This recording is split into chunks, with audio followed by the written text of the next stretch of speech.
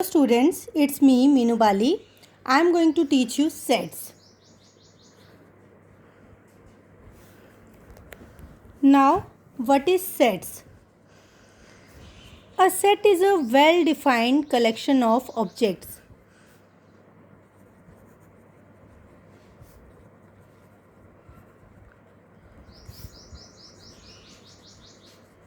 Well defined collection of objects क्या मतलब? हम बोलते हैं कि set of students in class 11th, set of even numbers, set of odd numbers, ये जो सारी कलेक्शंस हैं that are your well defined collections. Here comes the word well defined. For example मैं आपको कहती हूँ कि set of first 5 even numbers बोलिए. Set of first 5 even numbers that is 2, 4, 6, 8, 10.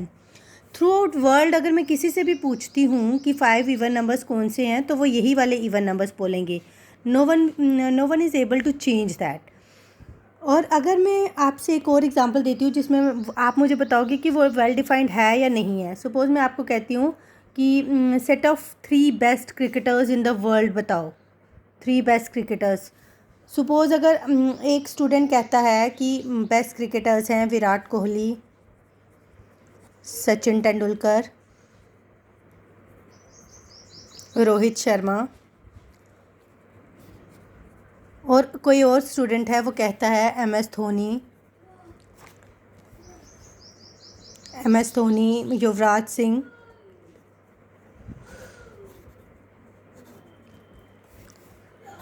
And someone else. तो इसका मतलब कि 2 पर्टिकुलर स्टूडेंट्स की चॉइसेस जो हैं डिफरेंट हैं. इसकी नज़र में विराट कोहली बेस्ट है, इसकी नज़र में MS धोनी बेस्ट है. तो ये जो कलेक्शन है ये आपकी वेल डिफाइंड कलेक्शन नहीं है. वेल डिफाइंड का मतलब है कि जो एक की नज़र में बेस्ट है वही दूसरे की नज़र में भी बेस्ट होना चाहिए. तो ये हो गई आपकी सेट्स की डेफिनेशन. सेट्स के जो आप हमेशा सेट्स को कैपिटल लेटर्स से रिप्रेजेंट करते हो, ABCD, और आपके जो सेट के एलिमेंट्स हैं वो आप हमेशा स्मॉल लेटर्स से रिप्रेजेंट करते हो. सपोज़ अगर मैं कहती हूँ सेट A, ये आपकी सेट की रिप्रेजेंटेशन है और इसके जो एलिमेंट्स हैं वो स्मॉल लेटर्स से रिप्रेजेंट करते हो. ये जो स्मॉल ABCD है ये इसके एलिमेंट्स हैं. और सेट को आप हमेशा करली ब्रैकेट्स से रिप्रेजेंट करते हो. ये करली ब्रैकेट आप कैसे डालते हो? ये एक इलांगेटेड सा S होता है, एक ऐसे सीधा S और फिर उसको ऐसे थोड़ा लंबा सा खींचना है. इसी ब्रैकेट को अगर आप ऐसे लिखते हो तो ये बिल्कुल रॉन्ग है. आपको हमेशा ऐसी ही ब्रैकेट डालनी है सेट्स की रिप्रेजेंटेशन के लिए. नेक्स्ट जो आपका अब मैं कहती हूँ कि अगर सपोज़ आपको एक सेट दिया हुआ है 1 2 3 4 5. अब मैं आपको बताना चाहती हूँ whether an element belongs to a set और नॉट. आपको पूछा गया कि क्या 3A में है तो आप कहते हो 3 बिलोंग्स टू A. ये जो सिंबल मैंने E लिखा है that is your belongs to. और मैं आपसे पूछती हूँ क्या 10 इस सेट में है? 10 does not belongs to A. ये हो गया आपका symbol does not belongs to. तो इसका मतलब ये जो है इसको बिलोंग्स टू नहीं करता है. नेक्स्ट जो आप इसके बाद आपका आता है properties of set. Properties of sets की 2 प्रॉपर्टीज़ हैं. फर्स्ट प्रॉपर्टी है कि जो elements of a set can be written in any order.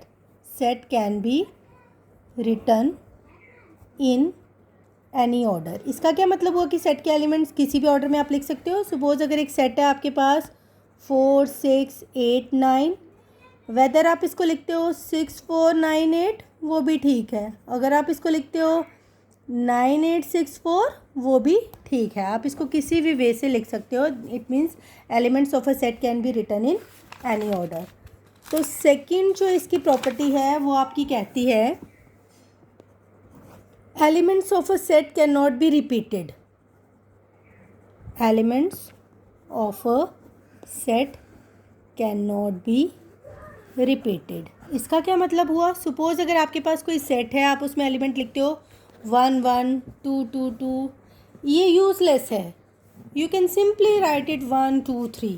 एक ही एलिमेंट को 2-3 बारी रिपीट करना यूज़लेस है. That means elements of a set can not be repeated.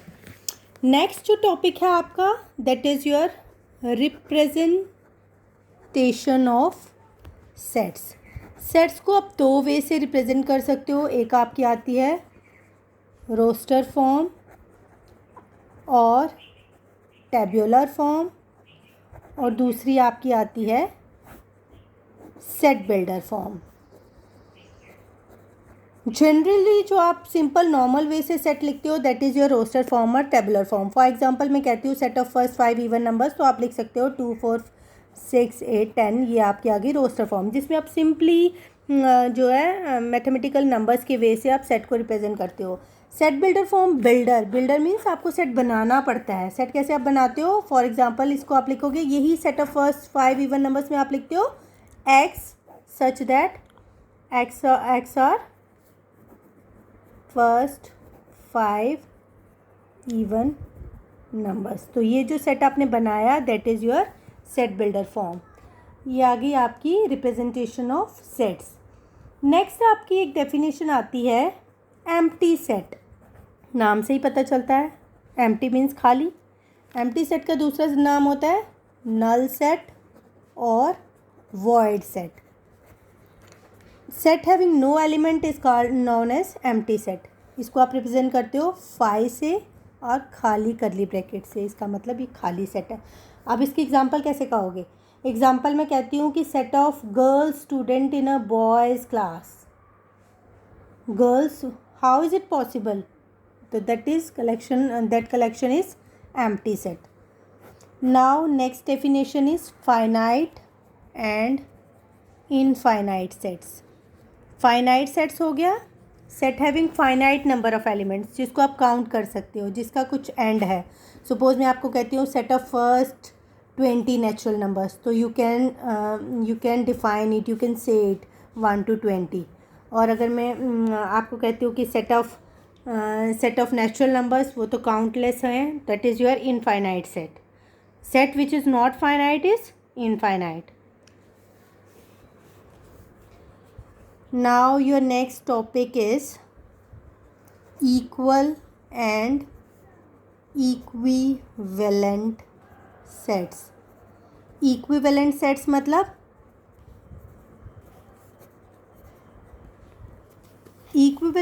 मतलब अगर आपके पास दो सेट्स हैं 1 2 3 और दूसरा सेट है 4 5 6, इनके नंबर्स तो सेम हैं। यहाँ पे भी 1 2 3 है और ये 4 5 6, मतलब 3 एलिमेंट्स ए में हैं और 3 ही एलिमेंट जो हैं आपके बी में हैं, लेकिन ये एलिमेंट जो है डिस्टिंक्ट हैं। Equivalent set means same number but distinct elements. मतलब काउंट करो, इसमें भी 3 एलिमेंट्स हैं, इसमें भी 3 एलिमेंट्स हैं, लेकिन 1 2 3 4 ये ऑल टुगेदर डिफरेंट है। इक्वल सेट्स क्या कहता है? इक्वल सेट्स कहता है कि नंबर भी सेम हो और वो सेम एलिमेंट भी सेम ही हो, डिस्टिंक्ट ना हो, चाहे जिस मर्जी वे से लिखे जाए लेकिन सेम होने चाहिए।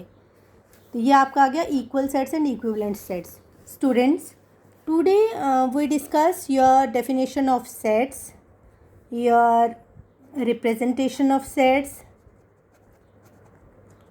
then properties of sets, then simple definitions of empty set, finite and infinite sets, then equal and